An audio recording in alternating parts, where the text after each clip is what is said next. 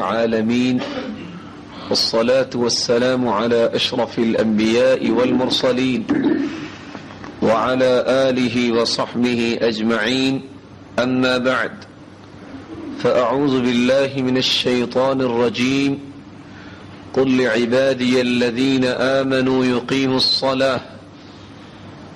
عزیزان گرامی، اللہ جل شانہ اپنے نبی سے مخاطب ہو کر فرما رہے ہیں قل لعبادی الذین آمنوا یقیموا الصلاة، میرے ایماندار بندوں کو یہ حکم دے دو کہ وہ نماز کو قائم کریں.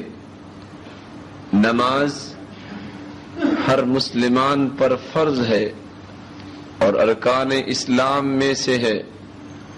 معاذ بن جبل رضی اللہ عنہ روایت کرتے ہیں کہ اللہ کے رسول صلی اللہ علیہ وسلم نے فرمایا رأس الامر الاسلام وعمودہ الصلاة، دین جو ہے اس کی بنیاد اسلام پر ہے اور اسلام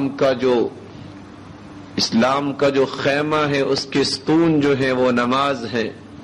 اگر انسان نماز نہ پڑھے تو اس کا ایمان جو ہے وہ ضائع ہو جاتا ہے. چنانچہ نبی کریم صلی اللہ علیہ وسلم نے فرمایا بنی الاسلام علی خمس شہادہ ان لا الہ الا اللہ وان محمدا عبدہ ورسولہ واقام الصلاة وایتاء الزکاة وحج البیت وصوم رمضان. عبداللہ ابن عمر رضی اللہ عنہ روایت کرتے ہیں اسلام کی بنیاد 5 چیزوں پر ہے.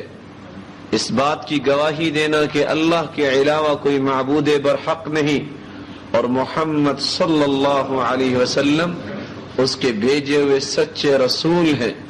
وإقام الصلاة، اور نماز کو قائم کرنا. وإیتاء الزکاة، اور زکوٰۃ کو ادا کرنا. وحج البیت، اور اللہ کے گھر کی زیارت کرنا. وصوم رمضان، اور رمضان المبارک کے روزے رکھنا. چنانچہ اللہ کے رسول صلی اللہ علیہ وسلم نے فرمایا، عبادہ بن صامت روایت کرتے ہیں 5 صلوات كتبهن الله على العباد فمن جاء بهن لم يضيع منهن استخفافا بحقهن كان له عند الله عهد ان يدخله الجنة. 5 نمازیں اللہ نے مقرر کی ہیں ہر مسلمان پر. جو شخص ان کو ہلکا نہیں جانتا بلکہ ان کی اہمیت سمجھتا ہے اور ان کو ادا کرتا ہے بر وقت، اللہ کا یہ وعدہ ہے کہ قیامت کے دن اس کو جنت میں داخل فرمائیں گے. وَمَن لَّمْ يَأْتِ بِهِنَّ فَلَيْسَ لَهُ عَهْدٌ عِندَ اللَّهِ عَهْدٌ إِن شَاءَ عَذَّبَهُ وَإِن شَاءَ أَدْخَلَهُ الْجَنَّةَ. اور جو 5 نمازیں نہیں پڑھتا اس کے ساتھ کوئی وعدہ نہیں اللہ تعالیٰ کا کہ اس کو جنت میں داخل فرمائیں گے، بلکہ وہ عذاب کا مستحق ٹھہرایا جائے گا. اللہ چاہے تو اس کو عذاب دے دے، اللہ چاہے تو اپنی رحمت سے اس پر کوئی اپنی رحمت نازل فرمائے. یہی سبب ہے کہ اللہ کے رسول صلی اللہ علیہ وسلم نے فرمایا عمرو بن شعیب عن ابیہ عن جدہ، اپنے باپ سے اور اپنے دادا سے روایت کرتے ہیں مروا اولادکم بالصلاة وهم ابناء 7 سنین، اپنی اولاد کو نماز کا حکم دو جب وہ 7 سال کے ہو جائیں. وَاضْرِبُوهُمْ عَلَيْهَا وَهُمْ أَبْنَاءُ 10، اور جب 10 سال کے ہو جائیں پھر وہ نماز نہ پڑھیں تو ان کو مارو. یہ مار جو ہے عزیزان گرامی اللہ کے رسول صلی اللہ علیہ وسلم نے بیان کی ہے. انسان چائے کے لیے اپنے بچے کو بھیجتا ہے، کپ ٹوٹ جاتا ہے، باپ بیٹے کو مارتا ہے، ٹھیک ہے ادب سے کھلانا چاہیے لیکن اس کا اجر نہیں ملے گا. لیکن اگر نماز کی وجہ سے کہ نماز نہیں پڑھتا اگر والد اپنے بیٹے کو سرزنش کرتا ہے اس سرزنش کا بھی اللہ جل شانہ ثواب لکھ لیں گے. کیونکہ انسان کی جب نیت خالص ہو جائے اور اللہ کے احکام کی پابندی کر لے تو اس کی عادت بھی عبادت بن جاتی ہے، جس کے بارے میں آپ کو پہلے بھی بیان کیا جا چکا ہے. براء ابن عازب رضی اللہ عنہ روایت کرتے ہیں اللہ کے رسول صلی اللہ علیہ وسلم نے فرمایا من اتا فراشہ، جو رات کو اپنی چارپائی کی طرف آتا ہے، نیند اس کی ضرورت ہے، اگر سوئے گا نہیں تو بیمار ہو جائے گا، اپنی چارپائی کی طرف سونے کے لیے آتا ہے، وَهُوَ يَنْوِي أَن يَقُومَ يُصَلِّي مِنَ اللَّيْلِ، لیکن رات کو نیت کر کے سوتا ہے، کیا نیت کرتا ہے کہ صبح کو اٹھ کے میں تہجد پڑھوں گا، خواہ 2 رکعتیں ہی پڑھ لے، اللہ اس کا ذاکروں میں نام لکھ دیتا ہے، اور وہ غافل نہیں ہوتا۔ جب یہ نیت کر کے سو جاتا ہے فَغَلَبَتْهُ عَيْنُهُ، نیند غالب آ جاتی ہے، حَتَّى يُصْبِحَ، اور صبح ہو جاتی ہے، اس کو کچھ پتہ نہیں چلا، صبح اٹھ کے پریشان ہوتا ہے کہ میں نے تو نیت کی تھی تہجد کی، وہ ضائع ہو گئی ہے۔ اللہ کا حکم ہوتا ہے كُتِبَ لَهُ مَا نَوَى، میرے بندے کی نیت خالص تھی، ساری رات کی تہجد لکھ دو۔ وَكَانَ نَوْمُهُ صَدَقَةً عَلَيْهِ مِنْ رَبِّهِ، صرف نیند جو ہے وہ سویا ہے، تہجد نہیں لکھی، بلکہ یہ نیند اس کی ضرورت تھی۔ وَكَانَ نَوْمُهُ صَدَقَةً عَلَيْهِ مِنْ رَبِّهِ، اللہ فرماتے ہیں اس کی نیند کو بھی صدقہ بنا کے لکھ دو۔ تو عزیزان گرامی، اللہ کے رسول صلی اللہ علیہ وسلم فرماتے ہیں یہ نماز ہی ایک ایسی چیز ہے جس کی وجہ سے کافر اور مسلمان کے درمیان فرق ہوتا ہے۔ جابر روایت کرتے ہیں ان بین الرجل والکفر والشرک ترک الصلاۃ، مومن اور کافر کے درمیان ایک چیز کا ہی فرق ہے کہ مومن نمازی ہوتا ہے اور کافر نماز نہیں پڑھتا، اور فرمایا من ترک الصلاۃ متعمدا فقد کفر، جو جانتا بوجھتا اس نماز کا انکار کر دیتا ہے اور کلیاً اس کو چھوڑ دیتا ہے، وہ کافر ہو جاتا ہے۔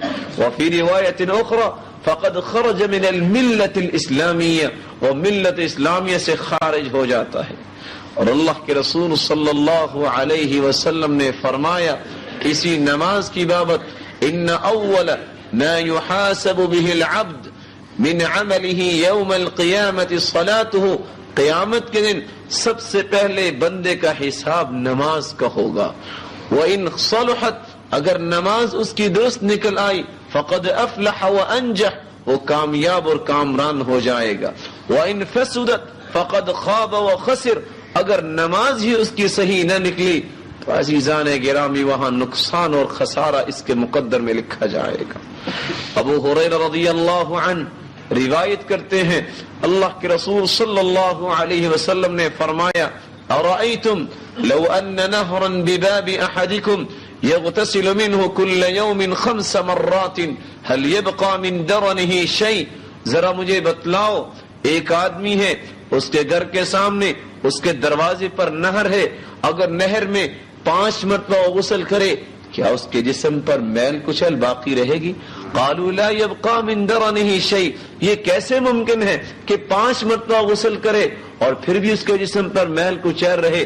تو فرمایا اللہ کے رسول صلی اللہ علیہ وسلم نے فذلك مثل الصلوات الخمس يمحو الله بهن الخطايا، یہی نماز کی مثال ہے جو 5 نمازیں بر وقت پڑھ لیتا ہے، جس طرح 5 مرتبہ غسل کرنے سے میل کچیل باقی نہیں رہتی، اس طرح 5 نمازیں پابندی سے پڑھنے سے انسان کا کوئی گناہ باقی نہیں رہتا۔ تو عزیزان گرامی، یہ نماز کیسے ہم نے پڑھنی ہے اور نماز کس کو کہتے ہیں، اس کا طریقہ کیا ہے، آج اسی کی بابت ہم کچھ گزارشات پیش کریں گے۔ نماز جس کو عربی میں الصلاۃ کہتے ہیں، یہ یصلی صلاۃً سے ہے، جس کا مطلب ہے نماز پڑھنا، تسبیح کرنا، دعا کرنا، متوجہ ہونا، برکت دینا اور رحمت۔ کیا مطلب؟ نماز کو نماز اس لیے کہتے ہیں کیونکہ اس میں دعا کی جاتی ہے، اس میں اللہ کی تسبیح بیان کی جاتی ہے اور قلب و قالب سے انسان اللہ کی طرف متوجہ ہو جاتا ہے، جس کے باعث دنیا میں برکت اور دنیا زندگی میں راحت و سکون آ جاتا ہے اور قیامت کو اللہ کی رحمت کا مستحق بن جاتا ہے۔ مالک ابن حویرث روایت کرتے ہیں اللہ کے رسول صلی اللہ علیہ وسلم نے فرمایا صلو کما رأیتمونی اصلی، نماز اس طرح پڑھو جس طرح مجھے پڑھتے ہوئے دیکھتے ہو۔ کیسے اللہ کے رسول نے نماز پڑھی، اسی کی تفصیل ہم بیان کرنا چاہتے ہیں۔ نماز پڑھنے کے لیے پہلا کام کیا کرنا ہے؟ اسباغ الوضوء، وضو کو مکمل کرنا ہے، جس کی تفصیل ہم پہلے دروس میں بیان کر چکے ہیں۔ ابو ہریرہ رضی اللہ عنہ روایت کرتے ہیں، اللہ کے رسول صلی اللہ علیہ وسلم نے فرمایا، اذا قمت الى الصلاة فاسبغ الوضوء ثم استقبل القبلة، جب نماز کے لیے تم کھڑے ہونا چاہو تو وضو کو مکمل کیا کرو، اگر وضو نہیں ہے تو میرے بھائی نماز نہیں۔ لا تقبل صلاة بغیر طہور ولا صدقة من غلول، کوئی بھی نماز بغیر وضو کے قبول نہیں ہوتی، اور کوئی بھی صدقہ حرام کے مال اور غلول جو ناجائز مال ہوتا ہے اس کا صدقہ بھی قبول نہیں ہوتا۔ تو سب سے پہلا کام وضو کرنا ہے۔ دوسرا کام، ہم نے قبلہ کی طرف رخ موڑنا ہے اور قبلہ کی طرف منہ کر کے نماز کو پڑھنا ہے۔ اس لیے جتنی بھی مساجد ہیں ان کا چہرہ قبلے کی طرف ہے۔ سبب کیا ہے کہ ساری مساجد بیت اللہ کی بیٹیاں ہیں، اور یہی وجہ ہے کہ بیٹیاں جس طرح ماں کی طرح ہوتی ہیں، تمام مساجد جو ہے ان کو ہم بیت اللہ کی طرف بناتے ہیں۔ کوئی مشرق میں رہتا ہو، مغرب میں رہتا ہو، شمال میں ہو، جنوب میں ہو، کس کی طرف ہم منہ کرتے ہیں؟ قبلہ کی طرف۔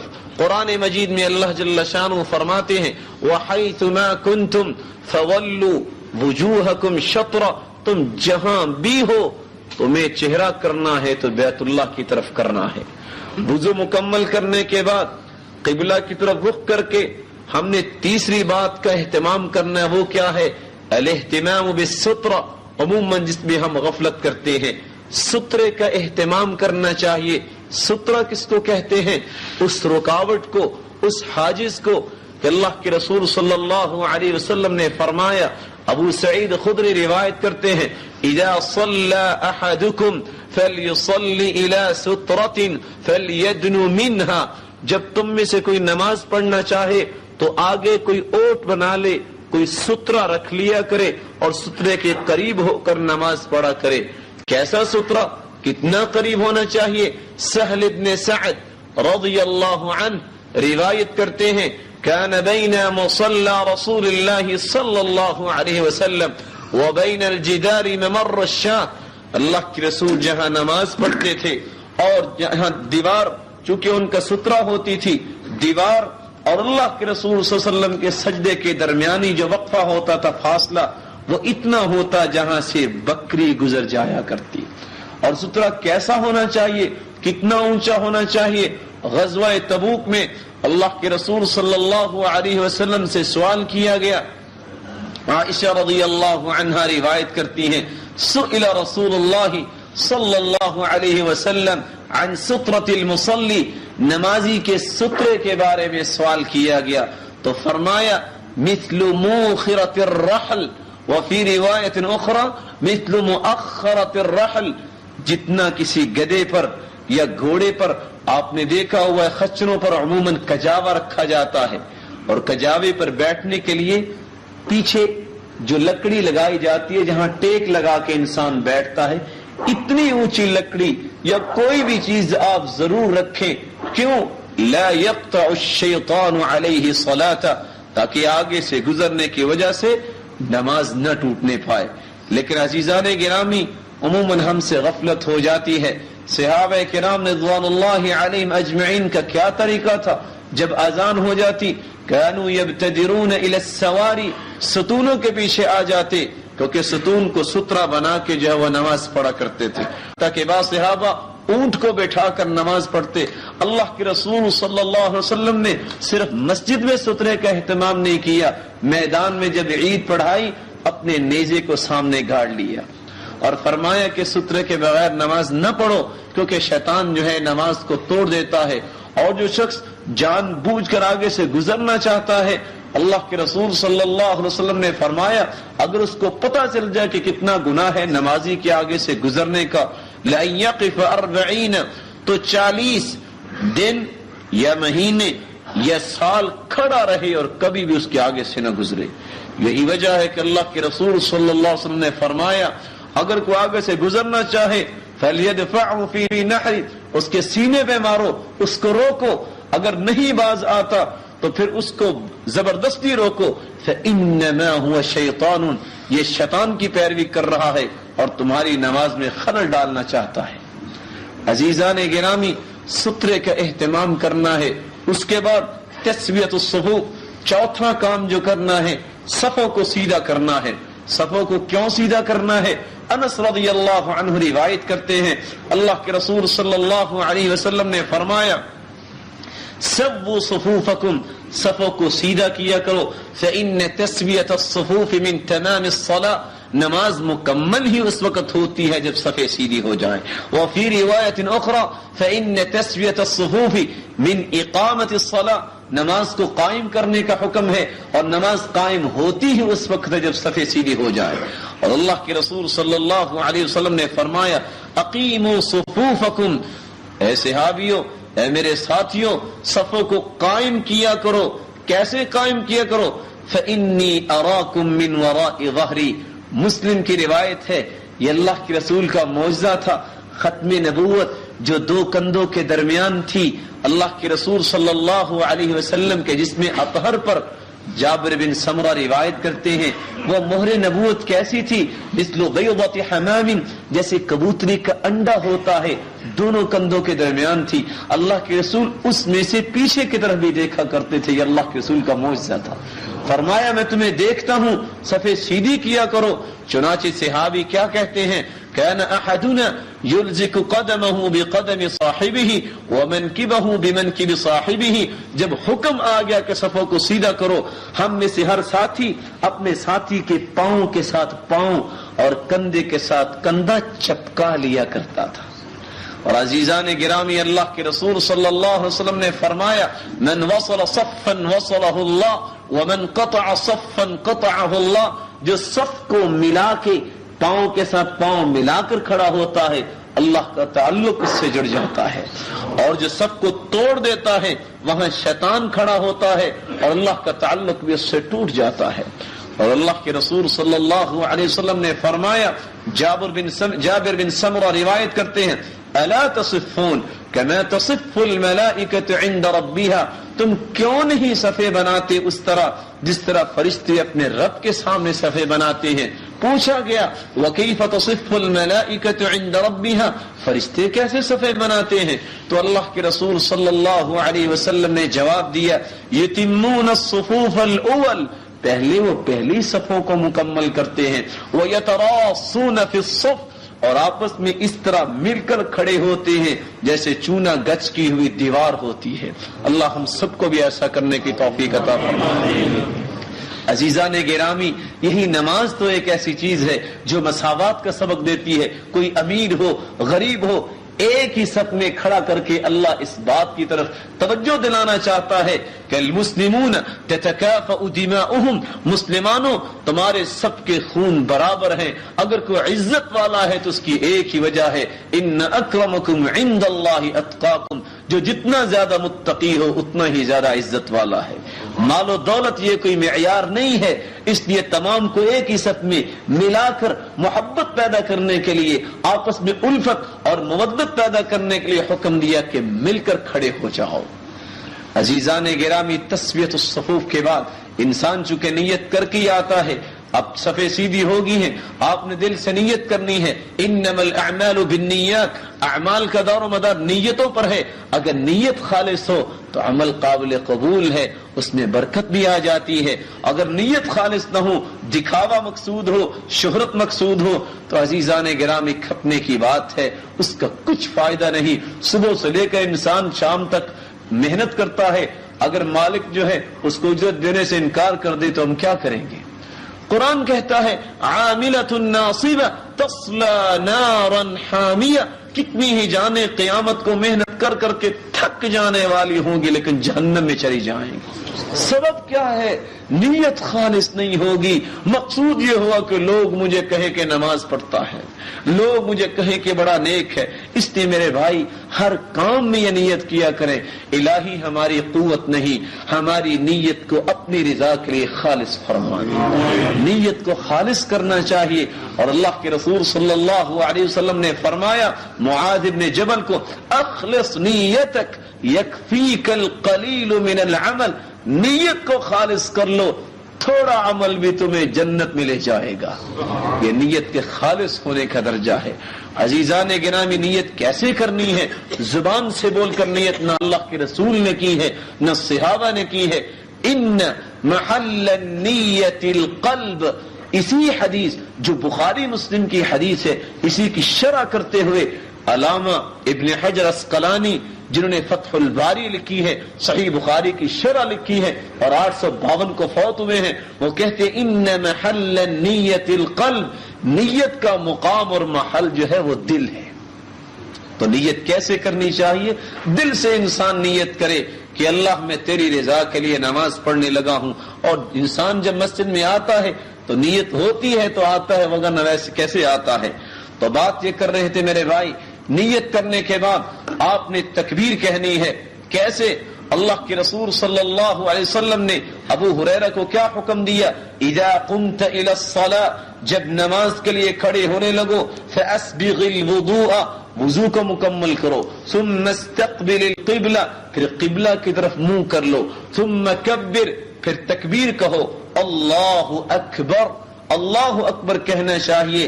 اللہ کے رسول صلی اللہ علیہ وسلم کا یہی طریقہ تھا. وہ طریقہ اللہ اجل اور دیگر الفاظ یہ جائز نہیں ہے کیونکہ حدیث میں موجود نہیں ہے. اگر ہوتے تو سب سے پہلے ہم کرتے، کیونکہ ہم کیا ہیں؟ مسلمان ہیں سارے بھائی. اور مسلمان کیا ہوتا ہے؟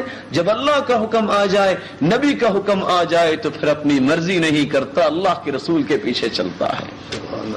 عزیزان گرامی، عائشہ رضی اللہ عنہا روایت کرتی ہیں کان رسول اللہ صلی اللہ علیہ وسلم یستفتح الصلاة بالتکبیر، جب اللہ کے رسول نماز شروع کرتے تو تکبیر اللہ اکبر کہہ کے شروع کرتے.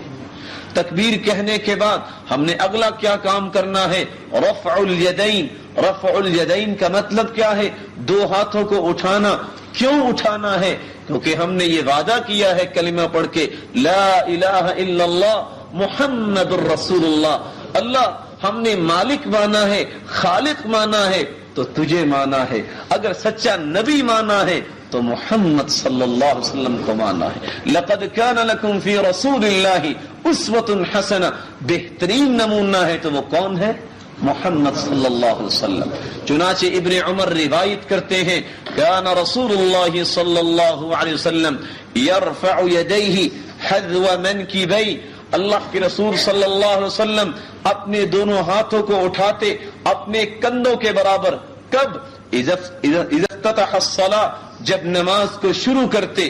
وَإِذَا كَبَّرَ لِلرُّكُوعِ، جب رکوع کو جانے لگتے تب بھی اپنے کندھوں کے برابر ہاتھوں دونوں کو اٹھاتے. وَإِذَا رَفَعَ رَأْسَهُ مِنَ الرُّكُوعِ، جب رکوع سے اٹھتے تو پھر بھی اپنے دونوں ہاتھوں کو کندھوں کے برابر اٹھاتے. وَفِي رِوَایَةٍ أُخْرَى، اور اگلی روایت میں آتا ہے، وہ بھی مسلم کی روایت ہے اور یہ بخاری مسلم کی روایت میں بیان کر رہا ہوں. وَإِذَا قَامَ مِنَ الرَّكْعَتَيْنِ رَفَعَ يَدَيْهِ، جب دو رکعتیں انسان پڑھ لیتا ہے، تیسری رکعت کے لیے جب اٹھتے اللہ کے رسول تو تب بھی کندھوں کے برابر اپنے ہاتھوں کو اٹھاتے. اور ایک دوسری روایت میں آتا ہے اللہ کے رسول صلی اللہ علیہ وسلم کیسے کرتے تھے؟ یا کندھوں کے برابر اپنے ہاتھوں کو لے جاتے، اور ایک روایت میں آتا ہے حتی یحاذی بہما اذنیہ، یا کانوں کے برابر لے جاتے. عزیزان گرامی، دو ہی طریقے اللہ کے رسول صلی اللہ علیہ وسلم سے مسلم اور بخاری کی روایات میں ہم تک پہنچے ہیں. یا تو کندھوں کے برابر دونوں ہاتھوں کو اٹھایا جائے یا کانوں کے برابر. یہ جو کانوں کی لو ہے، عزیزان گرامی آپ میرے بھائی ہیں، حقیقت بات یہ ہے، احادیث کو اٹھا کے دیکھیے، کسی بھی حدیث میں آپ کو یہ نہیں ملے گا کہ اللہ کے رسول نے کانوں کے اوپر ہاتھ کیا. دو ہی طریقے آئے ہیں، حتی یحاذی منکبیہ، کندھوں کے برابر، حتی یحاذی بہما اذنیہ، اپنے کانوں کے برابر. پھر تکبیر کہنے میں اور رفع الیدین کرنے میں بھی تین طریقے ہیں. آپ پہلے ہاتھ اٹھا لیں پھر اللہ اکبر کہیں، یا پہلے اللہ اکبر کہیں پھر اپنے ہاتھوں کو کندھوں کے برابر یا کانوں کے برابر لے جائیں. اور تیسری روایت میں آتا ہے کہ اللہ کے رسول کا تیسرا یہ بھی طریقہ تھا، ہاتھوں کو بھی اٹھاتے اور ساتھ اللہ اکبر کہہ دیا کرتے تھے. اللہ ہم سب کو اس سنت کو زندہ کرنے کی توفیق عطا فرمائے. اور عزیزان گرامی، جن میرے بھائیوں کو اس بات میں اشکال ہوتا ہے کہ نہیں اللہ کے رسول نے صحابہ کو حکم دیا تھا کیونکہ صحابہ نے بت رکھے ہوتے تھے تو بتوں کو گرانے کے لیے، ذرا سوچئے کیا مطلب اس بات کا؟ کیا صحابہ منافق تھے؟ یہی مقصد ہے نا کہ اگر نبی پر ایمان لانے کے بعد جنہوں نے اپنے گھر بار چھوڑ دیے، کاروبار چھوڑ دیے اور ان کو مارا پیٹا گیا، کسی کو کچھ کہا گیا، گھر بار رشتہ دار ان سے دور ہو گئے، پھر بھی وہ منافقت کرتے تھے، بتوں کو لے کر آتے تھے. میرے بھائیوں، یہ صحابہ پہ تان ہے، یہ صحابہ کو گالی ہے. کیا صحابہ کے ایمان سے بڑھ کے کسی کا ایمان ہو سکتا ہے؟ اللہ کے رسول صلی اللہ علیہ وسلم نے فرمایا تم احد پہاڑ جتنا مال بھی خرچ کر دو لیکن صحابی ایک ٹوپا جو ہے اگر خرچ کر دے تو اس کا اجر زیادہ ہے. اور کتنا ہے، آج کسی یونیورسٹی سے ایک بچہ فارغ ہوتا ہے وہ سند دیتے ہیں. اللہ کے رسول صلی اللہ علیہ وسلم کے صحابہ کو کہاں سے سند ملی؟ قرآن نے سند دی، رضی اللہ عنہم ورضوا عنہ. اتنے پیارے ساتھی تھے اللہ کے رسول کے کہ وہ اللہ پہ راضی اور اللہ ان پہ راضی ہو گیا. سند تو ہو تو ایسی ہونا. اس لیے یہ کہنا کہ صحابہ جو ہیں وہ بت رکھ کے آتے تھے، میرے بھائی یہ صحابہ پہ طعن ہے، ان پہ الزام ہے. اور یاد رکھنا جو صحابہ کے بارے میں غلط بات کرتا ہے، ان کو گالی دیتا ہے، اللہ کے رسول صلی اللہ علیہ وسلم نے فرمایا من سب اصحابی فعلیہ لعنت اللہ والملائکہ والناس اجمعین. جو صحابہ کو گالی دیتا ہے، ان کو برا بلا کہتا ہے، تو عزیزان گرامی اس پہ اللہ کی بھی لعنت ہے اور والملائکہ فرشتوں کی بھی لعنت ہے اور پوری کائنات کی اس پہ لعنت ہے. اللہ ہم سب کو محفوظ فرمائے. اس لیے یہ کہنا کہ صحابہ بت لے کر آتے تھے یہ غلط بات ہے، نہ قرآن میں یہ لکھی ہے نہ کسی حدیث میں لکھی ہے. اور تلخیص الحبیر میں بعض ساتھیوں کو یہ بھی اشکال ہوتا ہے کہ اللہ کے رسول نے آخری زندگی تک کی. دیکھو حدیث کو اٹھاؤ، اس میں لکھا ہے ما زالت حتی قبض رسول اللہ صلی اللہ علیہ وسلم، زندگی کے آخری نماز تک اللہ کے رسول صلی اللہ علیہ وسلم نے رفع الیدین کی ہے اور نبی کی پیاری سنت ہے. عزیزان گرامی 10 ہجری کو وائل ابن حجر رضی اللہ عنہ سردیوں میں جاتے ہیں، کیا دیکھتے ہیں کانوا یرفعون ایدیہم کہ صحابہ کرام سردیوں میں اوپر انہوں نے چادریں لی ہوتی تھی، چادروں کے نیچے سے بھی ہاتھوں کو کھڑا کیا کرتے تھے. کیوں کیا کرتے تھے؟ کیونکہ حکم یہ تھا صلو کما رأیتمونی اصلی، اگر نماز پڑھنا چاہتی ہو تو میری طرح پڑھو جس طرح میں پڑھتا ہوں تب قبول ہوگی. کیسے بلا؟ اگر نماز نبی کی سنت کے مطابق نہ ہو تو قبول نہیں ہوگی. کیسے؟ میں آپ کو صرف 3 مثالیں چھوٹی چھوٹی سنا کے بات کو واضح کرتا ہوں. المقال یتضح بالمثال، کوئی بات مثال سے صحیح واضح ہوتی ہے. آپ ٹوپی بنانے کے لیے کسی ماہر کو دیتے ہیں کہ ٹوپی بنا دو، آپ کہتے ہیں ڈیزائن یہ ہونا چاہیے، وہ ساری رات کام کرتا ہے، صبح آ کر ٹوپی پیش کر دیتا، آپ کہتے ہیں لو میں نے تو اس طرح کہا تھا ڈیزائن آپ نے یوں کر دے، لے جاؤ اسے واپس. کہتا ہے بھائی میں نے ساری رات محنت کی اور لے جاؤ اسے. ٹوپی آپ کو پسند نہیں میرے بھائی، جو آپ کی سوچ کے مطابق نہیں بنائی، اس نے محنت بھی کی ہے، تو اللہ کی بھیجی ہوئی عبادت جو نبی کے طریقے کے مطابق نہیں ہوگی اللہ کو کیسے قبول ہو جائے گی؟ اور جو لوگ کیا کہتے ہیں نہیں ایسے کرنا چاہیے. عزیزان گرامی صحابی رسول بھی اگر کام اللہ کے رسول کی مرضی کے خلاف کرے تو وہ بھی مردود ہے. کیسے بلا؟ اٹھاؤ بخاری. صحابہ کرام اللہ کے رسول صلی اللہ علیہ وسلم کی بیویوں کے پاس آتے ہیں، یسألون عن عبادت النبی صلی اللہ علیہ وسلم، اللہ کے رسول کی عبادت کے بارے میں سوال کرتے ہیں. انہوں نے بتایا فتقالوها، کہنے لگے یہ تو تھوڑی عبادت ہے. ایک کہنے لگا آج کے بعد میں روزے رکھوں گا، انی اصوم ولا افطر، میں کبھی نہیں روزہ چھوڑوں گا. ایمانداری سے بتائیے روزہ رکھنا اچھی بات ہے کہ بری؟ صحابی کی نیت نیک تھی یا بری؟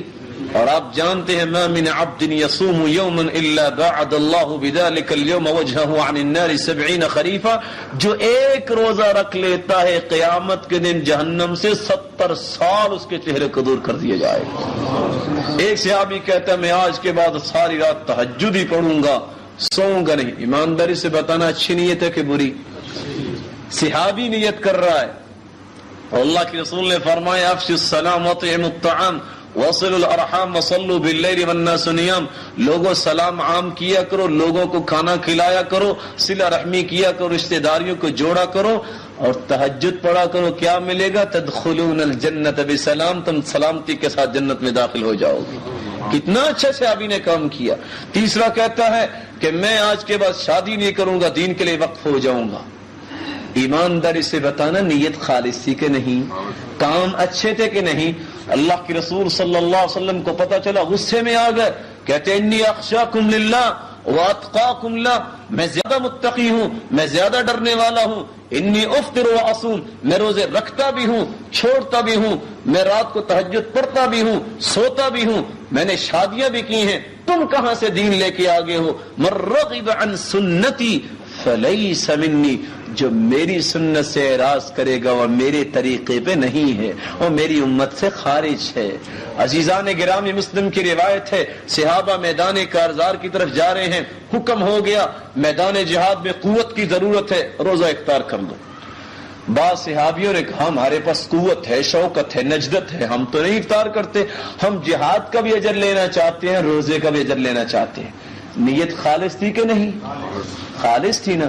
اللہ کے رسول کو جب پتہ چلتا ہے، اللہ کے رسول غصے میں آ جاتے ہیں کہ میں نے روزہ افطار کر لیا اور انہوں نے ابھی تک افطار نہیں کیا۔ اولئک هم العصاة، اولئک هم العصاة، یہ گنہگار ہیں جنہوں نے روزہ افطار نہیں کیا، یہ گنہگار ہیں جنہوں نے روزہ افطار نہیں کیا۔ صحابی کو گنہگار کہہ دیا، حالانکہ نیکی کی نیت تھی۔ اس لیے عزیزان گرامی، جو بات اللہ کے رسول سے ثابت ہے، اگر وہ ثابت ہے تو اس کو چھپا کر ہم کمائیں گے کیا؟ اور جو ثابت نہیں اس کو دین میں شامل کر کے ہم کمائیں گے کیا؟ اور جو ثابت ہو چکی ہے اس کو ہم چھپا کیسے سکتے ہیں؟ ان کو چھپا کر ہم جائیں گے کہاں؟ اللہ کا دین ہے، اللہ نے اس کی حفاظت کرنی ہے۔ آخری مثال میں آپ کو جھٹکے طریقے سے سمجھاتا ہوں۔ پاکستان کے کچھ رہنے والے ہیں، کچھ انڈیا کے رہنے والے ہیں، سب مسلمان میرے پیارے بھائی ہیں، اللہ سب کی زندگی میں برکت فرمائے۔ اپنے اپنے ملک کے حالات کو آپ جانتے ہیں، مقروض ہے نا، چلو پاکستان کی مثال، مقروض ہے نا، یہ سارے ساتھی بیٹھ کے مشورہ کرتے ہیں بھائی تم ین بناؤ، تم ڈالر بناؤ، تم چپس بناؤ، تم جو ہے یورو بناؤ، اور تم جو ہے دینار بناؤ، تم جو ہے ریال بناؤ۔ کیوں؟ حب الوطن من الایمان وان کان لا اصل له، کہتے ہیں حدیث ہے، اگرچہ حدیث صحیح نہیں ہے، کہ وطن کی محبت جو ہے یہ ایمان کا حصہ ہے، تو وطن کی محبت کا تقاضا یہ ہے کہ اس کا قرض اتارنا چاہیے۔ اگر ہم سارے بھائی یہ فیصلہ کر لیتے ایک ڈالر بنا رہا ہے، ایک ین بنا رہا ہے، ایک کپ بنا رہا ہے، ایک دینار بنا رہا ہے، اگر اتنی کوانٹٹی پوری ہو جائے جتنا پاکستان پہ قرض ہے، ہم یہاں سے رنگ کرتے ہیں پاکستان کے صدر کو، جی ہم چونکہ پاکستانی ہمیں بڑی سچی محبت ہے تو ہم نے اتنا پیسہ تیار کر لیا ہے، یہ لو قرض ادا کر دو۔ ہونا تو یہ چاہیے کہ ہمیں پروٹوکول دیا جائے، لیکن کیا ہوگا اگر ہم پاکستان میں ہیں تو عزیزان گرامی اس پورے علاقے کو کیا کرے گی فوج؟ بولے بھائی، گھیر لے گی۔ بعد میں کیا ہوگا؟ ہمیں اریسٹ کر لیا جائے گا۔ اور بھائی میں حب الوطن من ایمان پہ عمل کر رہا ہوں، میں نے آپ کو پیسہ دیا، وہ کیا کہیں گے؟ بدماشی بھی کرتے ہو، آگے سے باتیں کرتے ہو، تم نے جو ڈالر تیار کیا ہے وہاں یونائٹڈ اسٹیٹ کی مہر نہیں ہے، تم نے جو پیسہ تیار کیا وہاں پاکستانی کنگڈم کی مہر نہیں ہے۔ عزیزان گرامی، محنت بھی کی ہے، کوشش بھی کی ہے، لیکن مہر نہ ہونے کی وجہ سے اس نے کیا کروایا؟ ہمیں اریسٹ۔ وہ عبادت، وہ طریقہ، وہ عمل جس پہ نبی کی مہر نہ ہوئی، قیامت کو تمہیں اریسٹ کروائے گا، چھوڑا نہیں سکتا۔ یقین کر لو عزیزان گرامی۔ اور میرے بھائیوں، جس کے پاس پیسے ہونا وہ اپنے پیسے دنیا کو نہیں دکھاتا، اور جس کے پاس پیسے نہ ہونا وہ کوکو کولا اور پیپسی کے ڈھکنے جیب میں ڈال کے کھٹکھٹاتا ہے. جس کے پاس قرآن آ گیا ہے, سچی اور صحیح حدیثیں آ گئی ہیں, ان کو لوگوں کی باتوں کے پیچھے لگنے کی ضرورت ہے نہیں میرے بھائی. اللہ نے عقل اس لیے دی ہے کہ اس کو استعمال کیا جائے. بات یہ کر رہے تھے میرے بھائی, رفع الیدین کرنی ہے. رفع الیدین دونوں ہاتھوں کو اٹھانا ہے. پھر ان کو رکھنا کہاں ہے؟ ان کو سینے پہ رکھنا ہے. کیوں رکھنا ہے؟ اللہ کی رسول صلی اللہ علیہ وسلم کا طریقہ ہے. وائل ابن حجر روایت کرتے ہیں, فنظرت الی, اللہ کے رسول نماز پڑھ رہے تھے, میں نے ان کی طرف دیکھا, فکبر, انہوں نے تکبیر کہی, فرفع یدیہ, دونوں ہاتھوں کو اٹھایا, حتی حازتا باذنیہ, دونوں کو اپنے کانوں کے برابر لے گئے, ثم وضع یدہ الیمنی, پھر اس دائیں ہاتھ کو کہاں رکھا؟ علی کفہ الیسری, یہاں رکھا.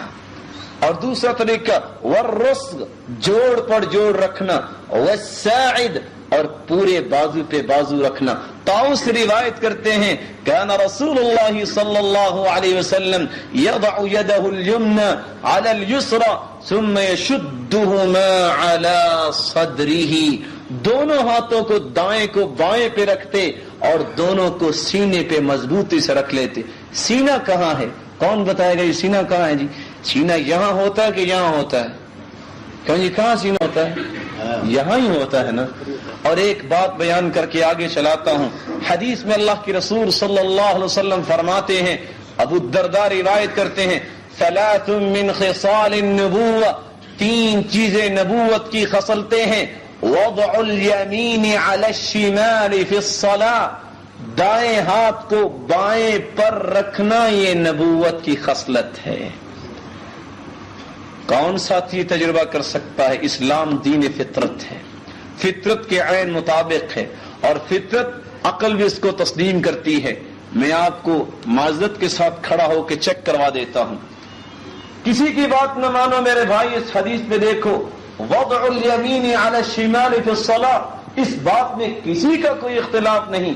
دایاں ہی اوپر رکھتے ہیں نا, بایاں تو نہیں رکھتے یوں کر کے.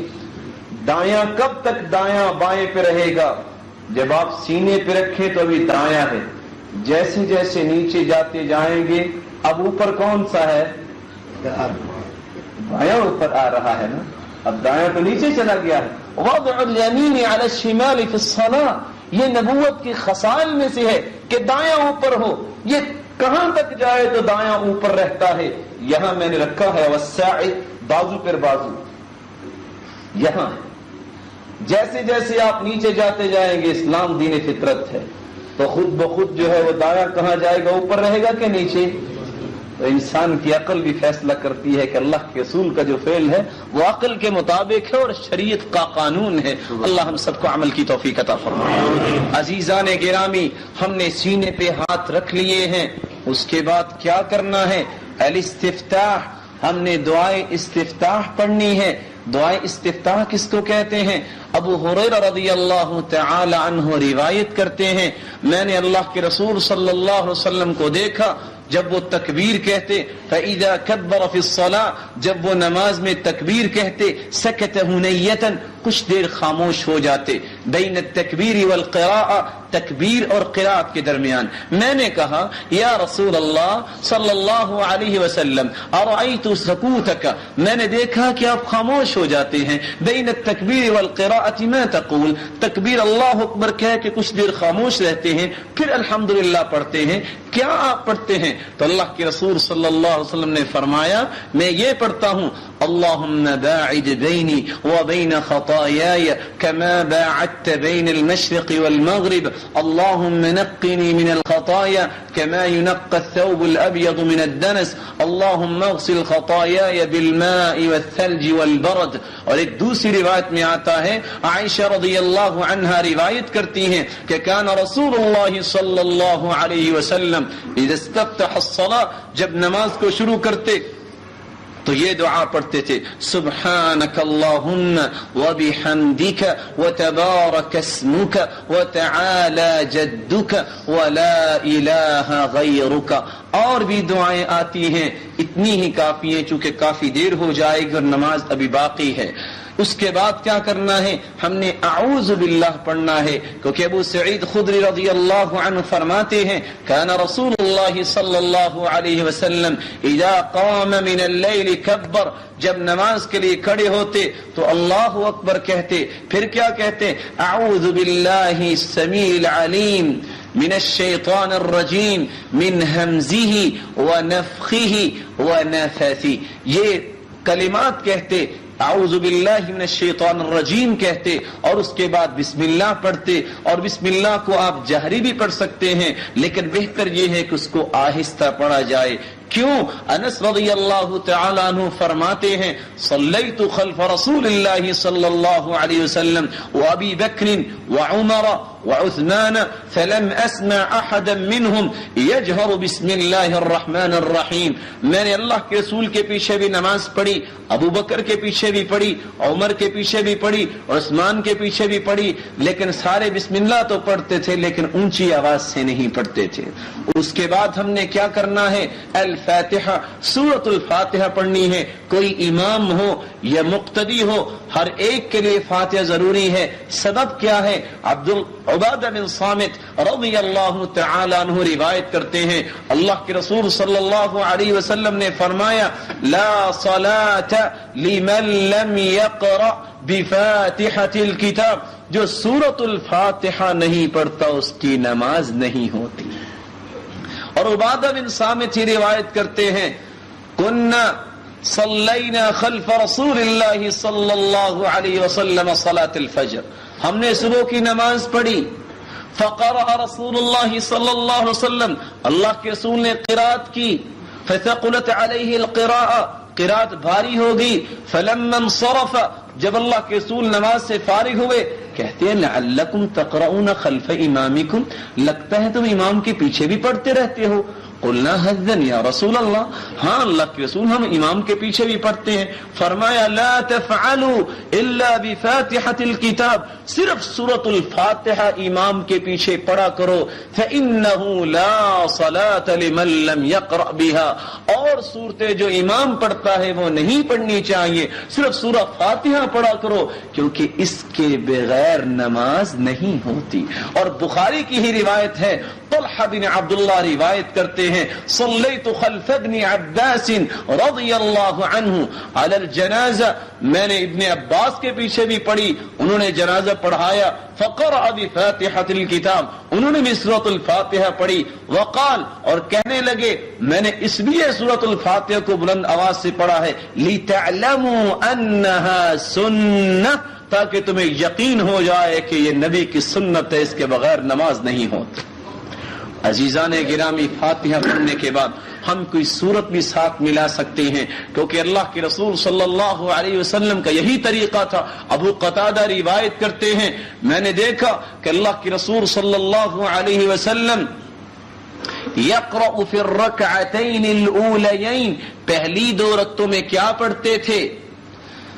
بفاتحۃ الکتاب وسورتین، فاتحہ بھی سورت بھی پڑھتے تھے، اور دو صورتیں، پہلی رکعت میں ایک سورت اور دوسری رکعت میں ایک سورت، یطول فی الاولی ویقصر فی الثانیہ، پہلی رکعت میں لمبی سورت پڑھتے تھے اور دوسری رکعت میں چھوٹی سورت پڑھتے تھے، اور بسا اوقات اللہ کے رسول ویسمع الآیۃ احیانا، بسا اوقات کچھ آیت سنا بھی دیا کرتے تھے۔ ایک ہے جہری نماز، اس میں تو قرات جہری ہوتی ہے، ہم سنتے ہیں۔ یہ ظہر کے بارے میں اللہ کے رسول صلی اللہ علیہ وسلم کی بات بیان کی جا رہی ہے کہ ظہر کی نماز پڑھاتے وقت بھی بس اوقات کچھ آیت کا حصہ اللہ کے رسول سنا دیا کرتے تھے۔ اور صحابی ابو سعید خدری روایت کرتے ہیں فحذرنا قیامہ، ہم نے اندازہ لگایا کہ کتنا لمبا قیام کرتے تھے اللہ کے رسول صلی اللہ علیہ وسلم، تو کتنا ہوتا تھا؟ پھر رکعتین الاولیین، پہلی دو رکعتوں میں نماز عصر میں مثل الف لام میم السجدہ، جتنی سورۃ السجدہ پڑھی جاتی ہے اتنا لمبا قیام کرتے۔ وفی الاخرین، اور دوسری دو رکعتوں میں بھی آپ سورت پڑھ سکتے ہیں، تیسری چوتھی جس کو کہا جاتا ہے، کیونکہ اللہ کے رسول صلی اللہ علیہ وسلم کے بارے میں ابو سعید خدری ہی روایت کرتے ہیں فحذرنا فی الاخرین مثل قدر النصف جتنی پہلی صورتیں پڑھتے تھے اس کا آدھا قیام جو ہے، اس سے آدھی صورتیں جو ہیں وہ تیسری اور چوتھی میں بھی پڑھتے تھے۔ عزیزان گرامی، اس میں بھی آپ صورت کو ملا سکتے ہیں۔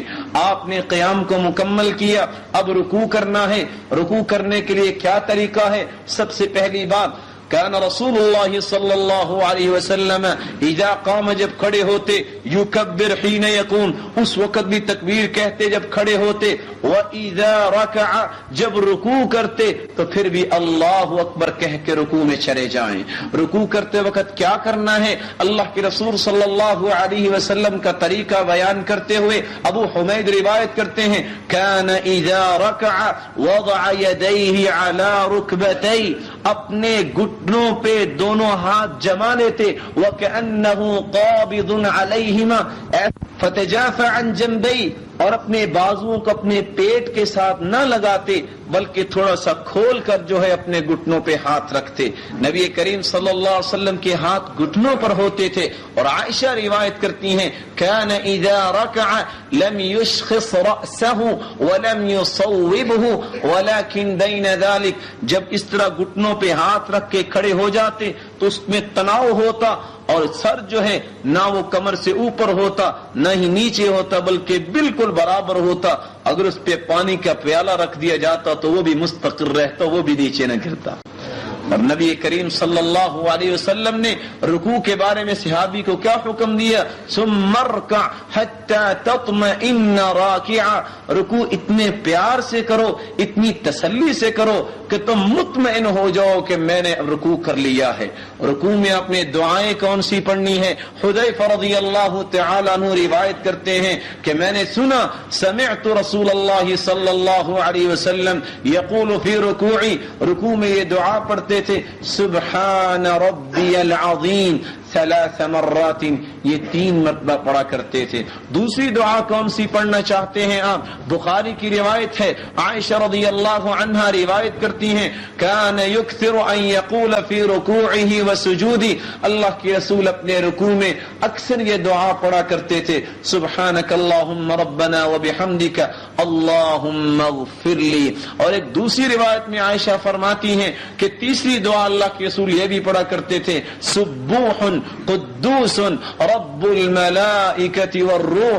اور عمرو بن عوف روایت کرتے ہیں کہ اللہ کے رسول اکثر رکوع میں یہ بھی دعا پڑھا کرتے تھے، سبحان ذی الجبروت والملکوت والکبریاء والعظمہ۔ اور 5ویں دعا جو ہے وہ بیان کر کے بات کو آگے چلاتا ہوں، علی رضی اللہ تعالی عنہ روایت کرتے ہیں اللہ کے رسول جب رکوع کرتے تو یہ بھی دعا پڑھا کرتے تھے، اللہم لک رکعت وبک آمنت ولك اسلمت خشع لك سمعي وبصري ومخي وعظمي وعصبي۔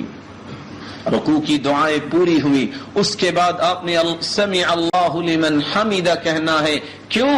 کیونکہ اللہ کے رسول صلی اللہ علیہ وسلم کا یہی طریقہ ہے، وَكَانَ يَقُولُ سَمِعَ اللَّهُ لِمَنْ حَمِدَ حِينَ يَرْفَعُ صُلْبَهُ مِنَ الرُّكُوعِ، جب اپنی پیٹھ اور کمر کو رکوع سے اٹھاتے تو سمع اللہ لمن حمدہ کہتے، وَهُوَ يَقُولُ وَهُوَ قَائِمٌ، اور سیدھے کھڑے ہو کر کیا کہتے؟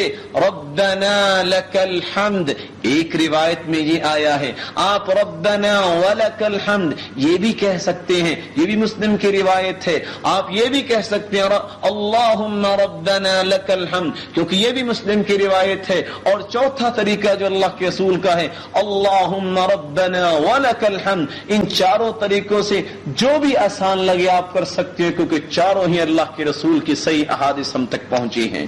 اور صحابی روایت کرتے ہیں، رافع بن رفاعہ روایت کرتے ہیں کہ میں نے اللہ کے رسول صلی اللہ علیہ وسلم کے ساتھ نماز پڑھی، جب اللہ کے رسول نے فرمایا سمع اللہ لمن حمدہ، قال رجل وراءہ، پیچھے سے پڑھنے والوں میں سے ایک نے کہا ربنا ولک الحمد حمدا کثیرا طیبا مبارکا فی۔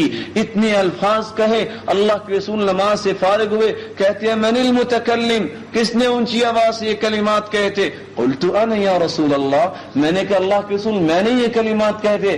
فرمایا رأیت 39 ملکا یبتدرونها ایہم یکتبها اول. میرے بھائی اتنے پیارے کلمات کہے ہیں تو نے, میں نے دیکھا 30 سے زیادہ فرشتے جھگڑا کر رہے تھے کہ یہ کلمات میں پہلے لکھوں گا اور میں پہلے لکھوں گا. اس لیے عزیزان گرامی, رکوع سے اٹھنے کے بعد یہ دعا پڑھنی چاہیے, فوراً ہی سجدے میں نہیں جانا چاہیے. حتیٰ کہ صحابی روایت کرتے ہیں وَكَانَ إِذَا رَفَعَ رَأْسَهُ مِنَ الرُّكُوعِ وَإِذَا كَانَ بَيْنَ السَّجْدَتَيْن, جب رکوع سے اٹھتے اور جب ایک سجدہ کر کے بیٹھتے, اتنی دیر کھڑے ہوتے اور بیٹھتے, یقول الرجل قد نسی یقول القائل قد نسی, کہنے والا کہتا شاید اللہ کے رسول بھول گئے ہیں. اس لیے میرے بھائی رکوع سے فوراً سیدھا سجدے میں نہیں جانا چاہیے. ربنا ولک الحمد حمدا کثیرا طیبا مبارکا فی, یہ دعا پڑھ کے جو ہے پھر آپ نے سجدہ کی طرف جانا ہے. سجدہ کو جاتے وقت پھر اللہ اکبر کہنا ہے, تکبیر اللہ کے رسول کہہ کر سجدہ میں جاتے. اور صحابی روایت کرتے ہیں کیسے سجدے میں جانا ہے, یہ نہیں کہ امام صاحب ابھی رکوع میں اور ہم سجدے میں پہنچ جائیں. لم يحن احد منا ظهره حتى يضع النبي صلی اللہ علیہ وسلم جبهته على الارض. کوئی بھی صحابی فرماتے ہیں ہم میں سے کوئی بھی ساتھی جھکتا نہیں تھا جب تک کائنات کے رسول اپنی پیشانی مبارک کو زمین پہ نہیں ٹکا لیتے تھے.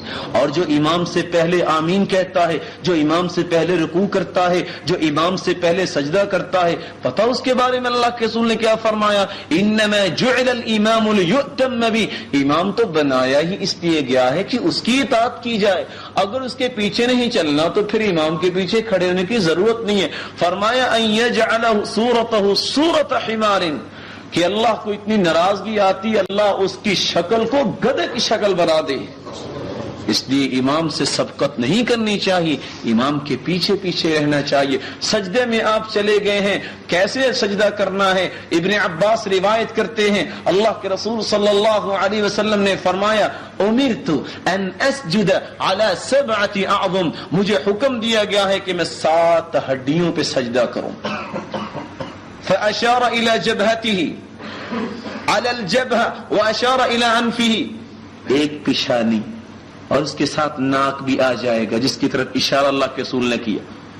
والیدین, 2 ہاتھ, والرکبتین, 2 گھٹنے, واطراف القدمین, اور پاؤں کی انگلیاں اس طرح قبلہ کی طرف کر کے دونوں پاؤں کو ملا کر جو ہے وہ زمین پہ رکھا جائے. یہ 7 ہڈیوں پہ سجدہ کرنا ہے. اور انس روایت کرتے ہیں سجدہ کرتے وقت یہ نہیں ہے کہ بازوؤں کے اس طرح زمین پہ لگا دینا ہے, زمین پہ نہیں لگانا.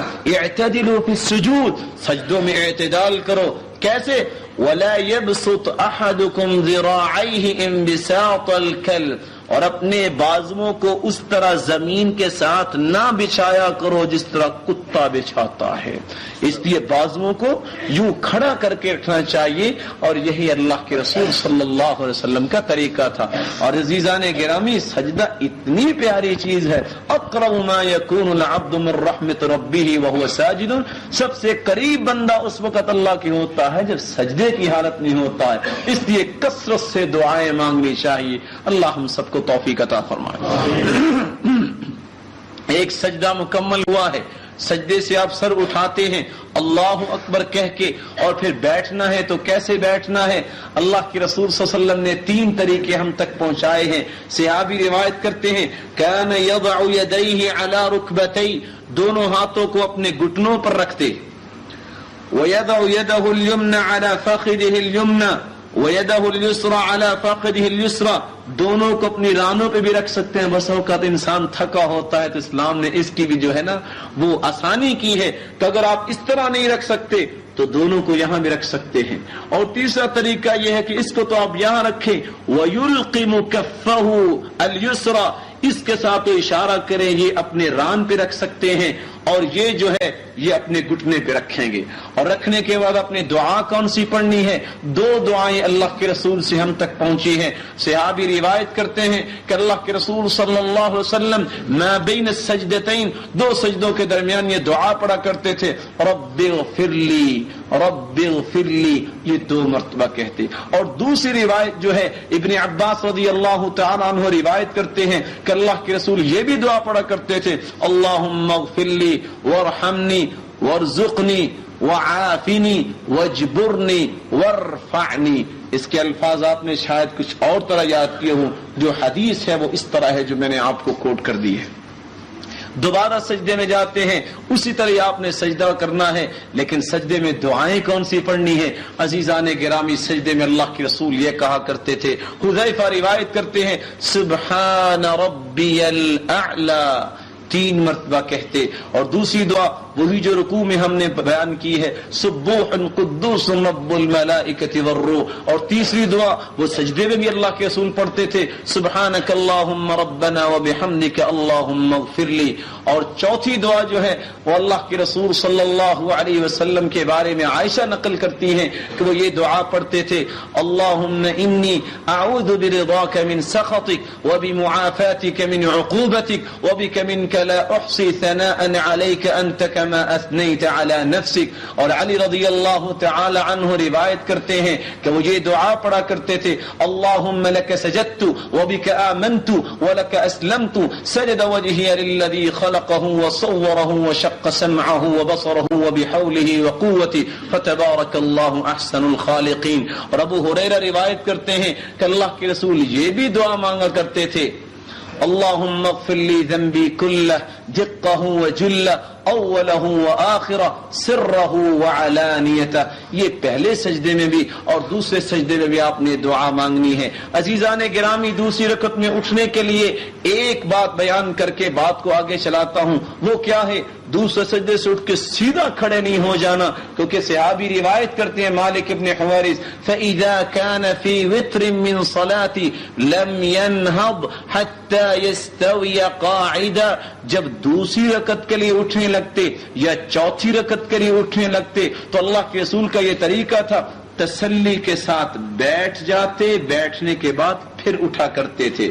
اٹھتے وقت جو ہے آپ کو میں ایک بات بیان کرنا بھول گیا ہوں، جب سجدے میں جانا ہے تو پہلے آپ نے کیا چیز رکھنی ہے؟ اللہ کے رسول صلی اللہ علیہ وسلم فرماتے ہیں وَلْيَضْعَ يَدَيْهِ قَبْلَ رُكْبَتَيْهِ، پہلے زمین پہ ہاتھوں کو رکھو اور بعد میں گھٹنوں کو رکھو. لَا يَبْرُكَ أَحَدُكُمْ کما یبرک البعیر، اس طرح نہ بیٹھو جس طرح اونٹ بیٹھتے ہیں. جب اٹھنا ہے تو کیسے آپ نے اٹھنا ہے؟ صحابی روایت کرتے ہیں اللہ کے رسول جب اٹھنے لگتے اعتمد علی الارض، زمین پر اعتماد کرتے ہوئے ہاتھ رکھ کے اٹھتے. ہاتھ کیسے رکھنے ہیں؟ اس طرح بھی آپ رکھ سکتے ہیں، لیکن ازرق بن قیس کی روایت کے مطابق جس طرح آٹا گوندنے والی ہاتھ بناتی ہے، کان ابن عمر یعجن فی صلاتی، وہ اپنی نماز میں اس طرح ہاتھ رکھ کے اٹھتے تھے اور کہتے ہیں کہ میں نے اللہ کے رسول صلی اللہ علیہ وسلم کو بھی ایسے ہی دیکھا تھا. آپ دوسری رکعت میں اٹھے ہیں، اسی طرح آپ نے دوسری رکعت پڑھنی ہے. آپ نے تشہد کیا ہے، پھر تیسری رکعت پڑھی ہے، چوتھی رکعت میں آ جائیے. آپ تشہد میں بیٹھے ہیں، تشہد میں بیٹھ کر آپ نے کیسے اپنی انگلیوں کو رکھنا ہے؟ اس کے بھی 3 طریقے اللہ کے رسول صلی اللہ علیہ وسلم سے آئے ہیں. آپ کا یہ ہاتھ جو ہے حتی قبض اصابعہ کلہا، ساری انگلیوں کو بند کر لو سب کو، اور اشارہ کرنا ہے اس کے ساتھ جس کو سبابہ کہتے ہیں، شہادت کی انگلی. اور دوسرا طریقہ یہ ہے، صحابی روایت کرتے ہیں میں نے دیکھا قد حلق بالابہام والوسطى، اللہ کے رسول انگوٹھے اور درمیانی انگلی کا حلقہ بنا لیتے اور اس کے ساتھ جو ہے وہ حرکت کرتے، اشارہ کرتے اور دعا کرتے. تیسرا طریقہ کیا ہے؟ عقد 53 کہ 53 کا نشان بناتے. وہ کیسے ہے؟ یہ انگوٹھا جو ہے اس انگلی کی جڑ میں رکھا جائے اور اس طرح انگلی کو اٹھایا جائے. وائل ابن حجر روایت کرتے ہیں میں نے دیکھا اللہ کے رسول صلی اللہ علیہ وسلم کو کان یحرکها ویدعو بها، اس کو حرکت بھی دیتے اور دعا بھی کرتے.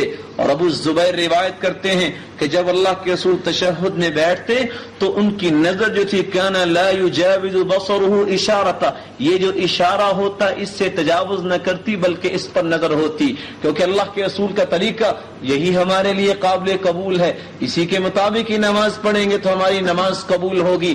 عزیزان گرامی، آپ تشہد آخری تشہد بیٹھے ہیں، پہلے تشہد میں کیسے بیٹھنا ہے؟ طریقہ یہ ہے کان یفرش رجلہ الیسریٰ، بائیں قدم کو بچھا دو، وَيَنصِبُ رِجْلَهُ الْيُمْنَى، اور دایاں قدم جو ہے اس کو کھڑا کر دو۔ یہ پہلا تشہد ہے۔ دوسرا تشہد جو آخری تشہد ہے اس کے 3 طریقے ہیں، اس کو تورک بولتے ہیں۔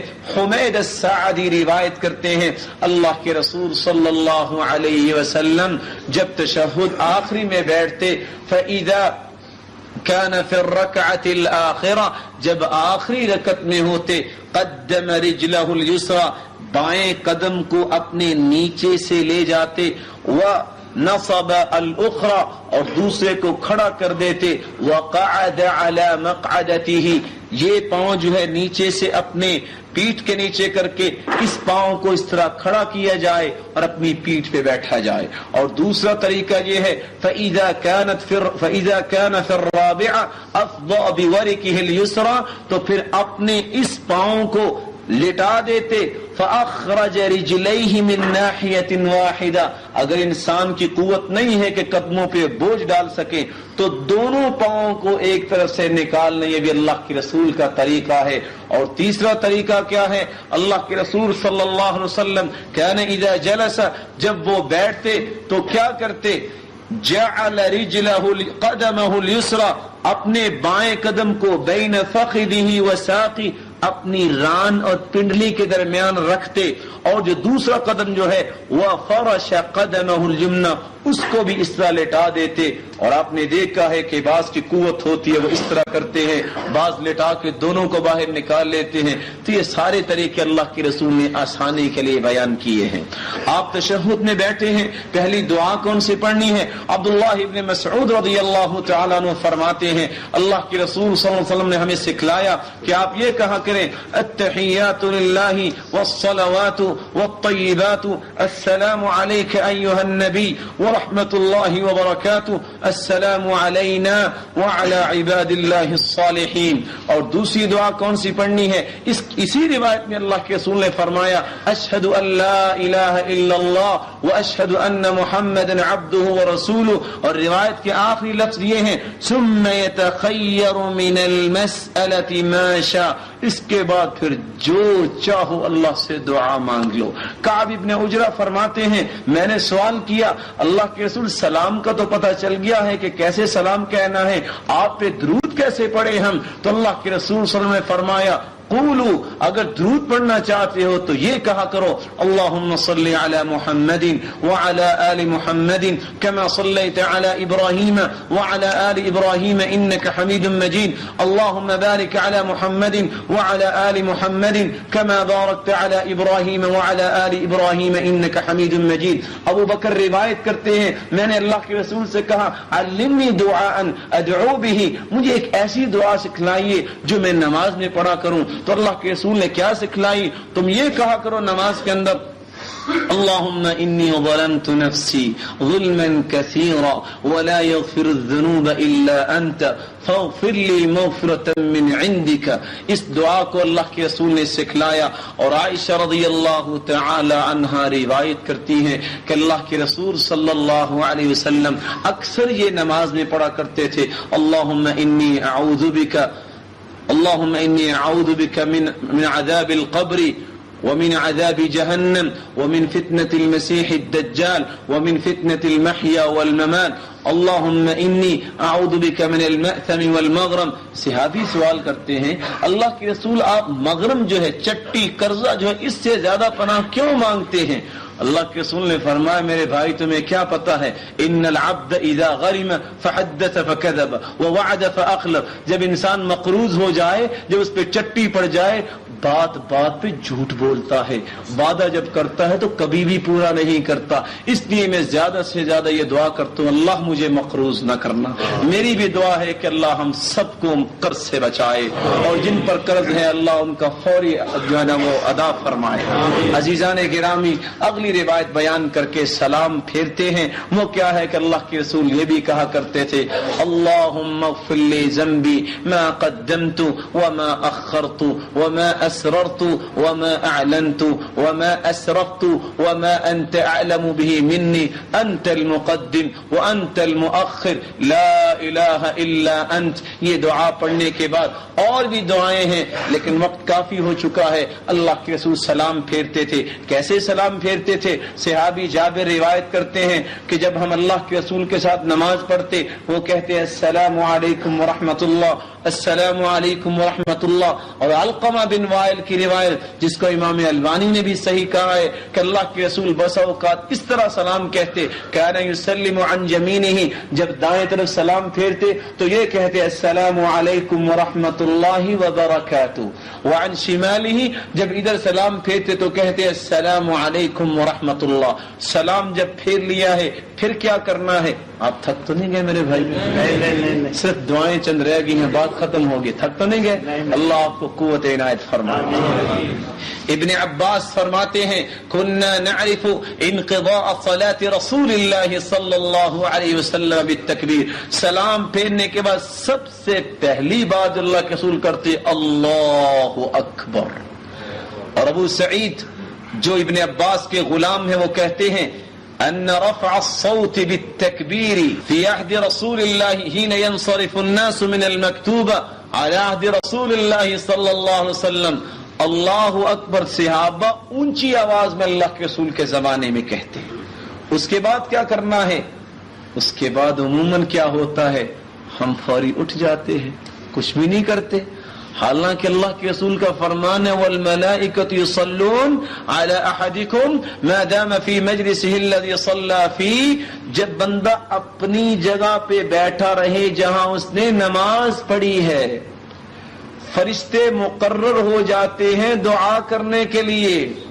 اور دعا کیا کرتے ہیں؟ اللہم اغفر لہ، اللہ اس کو بخش دے. اللہم ارحمہ، اللہ اس پہ رحم فرما. اللہم تب علی، اللہ اس کی توبہ کو قبول فرما. ما لم یؤذی وما لم یحدث، جب تک کسی کو تکلیف نہیں دیتا، جب تک وضو نہیں ٹوٹتا، فرشتے دعاؤں میں مشغول رہتے ہیں. آپ سب ساتھی دعاؤں کے محتاج ہیں نا، میں بھی محتاج ہوں. دعائیں لینی چاہیے نا. مصلی کا مطلب کیا ہے؟ گرمی ہوتی ہے اگر اے سی نہ چلتا ہو، پاکستان انڈیا ہے جہاں بھی، ہم کیا کرتے ہیں؟ اللہ اکبر، اور پچھلی صف میں چلے جاتے ہیں. بھائی جب آپ پچھلی صف میں چلے گئے ہیں، مصلی کہتے ہیں جہاں آپ نماز پڑھ رہے ہیں اور آپ نے سجدہ کیا، یہ آپ کی جگہ ہے. اگر پچھلی صف میں چلے گئے تو آپ اپنے مصلی سے خارج ہو گئے. اس لیے علماء فرماتے ہیں اس حدیث کی شرح میں کہ پیچھے نہیں جانا چاہیے، اگر ضرورت ہو تو تھوڑا سا آگے ہو جائیے تاکہ فرشتوں کی دعا سے محروم نہ ہوں. عزیزان گرامی، اللہ اکبر کہنے کے بعد اللہ کے رسول صلی اللہ علیہ وسلم کیا کیا کرتے تھے؟ صوبان روایت کرتے ہیں کان اذا انصرف من صلاته، جب نماز سے منہ پھیرتے، جب نماز ختم کرتے تو استغفر ثلاثا، 3 مرتبہ کہتے استغفر اللہ استغفر اللہ استغفر اللہ الذي لا الہ الا هو الحی القیوم واتوب الیہ. اور یہ بھی ساتھ ہی کہتے جو اسی روایت میں ہے اللہم انت السلام ومنک السلام تبارکت یا ذا الجلال والاکرام. اور اللہ کے رسول صلی اللہ علیہ وسلم کی اگلی دعا کیا ہے؟ معاذ ابن جبل فرماتے ہیں میرے ہاتھ کو اللہ کے رسول نے پکڑ لیا اور فرمان لگے انی احبک یا معاذ، معاذ مجھے آپ سے بڑی محبت ہے. میں نے کہا اللہ کے رسول مجھے بھی آپ سے بڑی محبت ہے. فرمایا اگر سچی محبت ہے تو سنو لا تدعن دبر کل صلاۃ، کبھی بھی اگر محبت میرے ساتھ سچی ہے تو نماز کے بعد یہ دعا نہ چھوڑنا اللہم اعنی علی ذکرک وشکرک وحسن عبادتک. یہ دعا پڑھا کرو. اور اللہ کے رسول صلی اللہ علیہ وسلم یہ بھی دعا پڑھا کرتے تھے لا الہ الا اللہ وحدہ لا شریک لہ لہ الملک ولہ الحمد وہو علی کل شیء قدیر. اللہم لا مانع لما اعطیت ولا معطی لما منعت ولا ينفع ذا الجد منك الجد، یہ دعا بھی پڑھا کرتے تھے. اور صحابی روایت کرتے ہیں اس کے ساتھ یہ بھی دعا پڑھتے، لا الہ الا اللہ وحدہ لا شریک لہ لہ الملک ولہ الحمد وهو على كل شيء قدیر، لا الہ الا اللہ مخلصین لہ الدین ولو کرہ الکافرون. اس دعا کے بعد عزیزان گرامی اللہ کے رسول کا کیا طریقہ تھا. اللہ کے رسول فرماتے ہیں من سبح اللہ 33 وحمد اللہ 33، اور جو شخص 33 مرتبہ نماز کے بعد سبحان اللہ پڑھ لیتا ہے، 33 مرتبہ الحمدللہ پڑھ لیتا ہے، وکبر اللہ 33 اور 33 مرتبہ ہی اللہ اکبر کہہ دیتا ہے، فتلک 99 یہ 99 ہو گئے. فقال تمام 100 اور 100ویں چیز جو ہے وہ یہ پڑھتا ہے لا الہ الا اللہ وحدہ لا شریک لہ لہ الملک ولہ الحمد وهو على كل شيء قدیر. یہ پڑھ لیتا ہے غفرت خطاياه وان كان مثل زبد البحر، اگر سمندروں کی جا کے مطابق اس کے برابر بھی اس کے گناہ ہوں تو اللہ اس کے گناہوں کو معاف کر دیتے ہیں. اور اس طرح بھی آپ پڑھ سکتے ہیں کہ 34 مرتبہ اللہ اکبر پڑھ کے جو ہے آپ یہ ذکر مکمل کریں. اس کے بعد اللہ کے رسول صلی اللہ علیہ وسلم کے بارے میں عائشہ رضی اللہ تعالی عنہا روایت کرتی ہیں کہ عموماً جب اللہ کے رسول نماز ختم کر لیتے تو یہ بھی دعا پڑھتے تھے، جیسے کہ ام سلمہ بھی روایت کرتی ہیں صبح کی نماز کے بعد خصوصاً اللہم انی اسألک علما نافعا ورزقا طیبا وعملا متقبلا. اور صحابی روایت کرتے ہیں سعد بن ابی وقاص میں نے اپنے بچوں کو بھی یہ دعا سکھائی. کیوں سکھائی؟ کیونکہ میں نے دیکھا کہ اللہ کے رسول اکثر یہ نماز کے بعد مانگا کرتے تھے اللہم انی اعوذ بک من الجبن والبخل والعجز والکسل واعوذ بک ان ارد الى ارذل العمر واعوذ بک من القبر. اور آخری دعا جو اللہ کے رسول مانگا کرتے تھے وہ یہ تھی نماز کے بعد کہ وہ کہا کرتے تھے اللہم قنی عذابک یوم تبعث عبادک. اور یاد رکھنا آیت الکرسی کی اتنی فضیلت ہے. ابو امامہ روایت کرتے ہیں من قرأ آیت الکرسی دبر کل صلاۃ لم یمنعه من دخول الجنۃ الا ان یموت. جو بندہ فرض نماز کے بعد آیت الکرسی پڑھ لیتا ہے اتنا اس کا درجہ ہے جنت اور اس کے درمیان کوئی بھی پردہ حائل نہیں سوائے موت کے. مر جائے تو سیدھا جنت میں چلا جائے. میری اللہ سے دعا ہے کہ اللہ ہم سب کو نبی کے طریقے کے مطابق نماز پڑھنے کی توفیق عطا فرمائے. ایک بات جو رہ گئی تھی، جب ہم نے سورۃ الفاتحہ پڑھنی ہے تو پھر کیا کرنا ہے؟ ابو ہریرہ کی بخاری مسلم کی روایت ہے اذا قال الامام غیر المغضوب علیہم ولا الضالین، جب امام غیر المغضوب علیہم ولا الضالین کہے فقولوا آمین، پھر آمین کہا کرو. فإنه من وافق تأمینه تأمین الملائکہ غفر له ما تقدم من ذنبه. اللہ کو یہ بات اتنی پیاری لگتی ہے، فرشتے آسمان پہ آمین کہتے ہیں، بندے زمین پہ کہتے ہیں، ان کی آمین اکٹھی ہوتی، اللہ سب کے گناہوں کو معاف کر دیتے ہیں. اور آمین کیسے کہنی ہے؟ وائل ابن حجر فرماتے ہیں میں نے سنا کہ اللہ کے رسول پڑھ رہے تھے وَلَضَّالِّينَ قال آمین فرفع بها صوت. آمین کہتے اپنی آواز کو رفع کا مطلب بلند کیا. اور دوسری روایت میں آتا ہے ومد بها صوتا، اس کو لمبا کہا آمین. حتیٰ کہ اللہ کے رسول کے صحابی فرماتے ہیں کہ مسجد میں جب آمین کہتے وفی مسجد رسول اللہ صلی اللہ علیہ وسلم ضجۃ، شور پیدا ہوتا، پتہ نہیں کیا ہوا ہے لیکن وہ آمین صحابہ کہتے تھے. کیوں آمین کہتے ہیں بھلا پتہ ہے؟ کیونکہ اللہ سے پتہ ہم کیا مانگتے ہیں. پہلے تعریف کرتے ہیں الحمدللہ رب العالمین، اللہ ساری تعریفیں تیرے لیے، کوئی تعریفوں کے لائق نہیں. الرحمن الرحیم، اللہ تو ہی تو رحم کرنے والا، ہم پہ بھی رحم فرما. مالک یوم الدین، اللہ قیامت کا مالک بھی تو ہے، روز جزا کا مالک بھی تو ہے. ایاک نعبد و ایاک نستعین، اللہ ہمارا وعدہ ہے عبادت بھی کریں گے تو کس کی، مدد بھی مانگیں گے تو کس کی. ہماری التجا بھی سن لے اہدنا الصراط المستقیم، اللہ ہمیں سیدھا سیدھا راستہ دکھا. صراط الذین انعمت علیہم، ان لوگوں کا راستہ جن پر تو نے انعام کیا. بھلا کن پر انعام کیا؟ اولئک الذین انعم اللہ علیہم من النبیین والصدیقین والشہداء والصالحین. اللہ نبیوں کا راستہ دے، صدیقوں کا راستہ دے، شہیدوں کا راستہ دے، صالحین کا راستہ دے. غیر المغضوب علیہم ولا الضالین، اللہ ان کا راستہ نہ دے جن پر تیرا غضب ہوا اور جو گمراہ ہوئی. وہ کون لوگ ہیں؟ یہودیوں کا راستہ نہیں ہمیں چاہیے، عیسائیوں کا راستہ نہیں ہمیں چاہیے. ایمانداری سے بتاؤ، اتنی اچھی دعا کے بعد آمین کہنی چاہیے کہ نہیں؟ آمین کا مطلب پتہ کیا ہے؟ اللہم استجب دعانا، اللہ جو مانگا ہے اس کو قبول فرما. میری اللہ سے دعا ہے کہ اللہ ہم سب کو نماز کو اللہ کے رسول کے طریقے کے مطابق پڑھنے کی توفیق عطا فرمائے، اور اس بات کو اپنی زندگی میں اتار کر آگے پہنچانے کی بھی توفیق عطا فرمائے. اقول قولی هذا واستغفر الله العظيم الجليل لي ولكم ولسائر المسلمين من كل ذنب فاستغفروه انه هو الغفور الرحيم.